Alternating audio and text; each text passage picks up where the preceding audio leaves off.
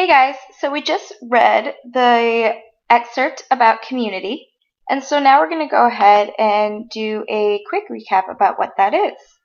So from our reading of chapter 1 yesterday, it's clear that each person in Jonas's community has a very specific role to play. Each person's specific role is necessary to benefit the whole community. For example, we saw that Asher hurt the entire learning community, the entire classroom, when he was late. The pilot hurt the entire community by scaring them with a piloting mistake. The father's role is nurturer, caring for the newborn children and releasing them if they are not healthy enough so that they do not put a strain on the community's resources. Today, we are going to learn a bit more about community. So, as we read, in the United States, every single person has certain rights that are protected by law, by the Bill of Rights, by the Constitution. For example, no one can kill you without facing punishment. You are free to pursue whatever careers or hobbies interest you. These and others are our individual rights.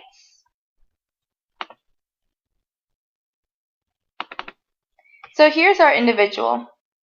He is a student, and he is part of another community. We could say that he is a part of his family community. You could say he is part of the New Orleans community. Or you could say he is part of the classroom community in his school. So each individual is then part of a single community or most likely of multiple communities. So here we see our individual with his classmates. So he is part of their learning community. So you could belong to a community based on your neighborhood. You could belong to a community of musicians if you know how to play an instrument. Each community can be made up of many diverse people. So we can be people of different genders, races, ages, etc. Think about what communities you are a part of. You're part of the SciTech community, you're part of your neighborhood community, the New Orleans community, and maybe part of a sports team or something like that as well. Each individual has responsibilities within their communities. You need to participate, for example, by voting, or in the case of our friend in his classroom, he needs to raise his hand and participate in discussion and behave so that the community functions really well. The government then protects and controls an individual's rights and responsibilities. For example, the Department of Education, which is part of our government, make sure that every child has access to an education and that every child goes to school every day. So the Bill of Rights is the laws that control our community in the United States. When the founders of our community wrote the Constitution, they decided that it was really important to them to protect individual rights so you wouldn't have someone like a king or someone else have all the power in the community. So let's think back to the preamble we read on Monday. The preamble was a list of goals that the founders had for the country. They wanted peace, injustice, inequality, and they didn't have that before the United States became a country and when they were just colonies. So the Bill of Rights outlines the exact steps the government is going to take to make sure that they reach these goals. For example, it protects the freedom of speech, the freedom of the press, the right to pursue whatever paths will make you happy in life, and the right to assemble in groups. Now, as we know from the real world, there are often inequalities between people and individual community rights, and responsibilities are not always upheld. So some people have leadership roles, and some people do not. So some people can be the manager at their company, and some people are just, low entry-level positions. Some people make a lot of money, others don't make a lot of money. So there aren't always equal things on every level.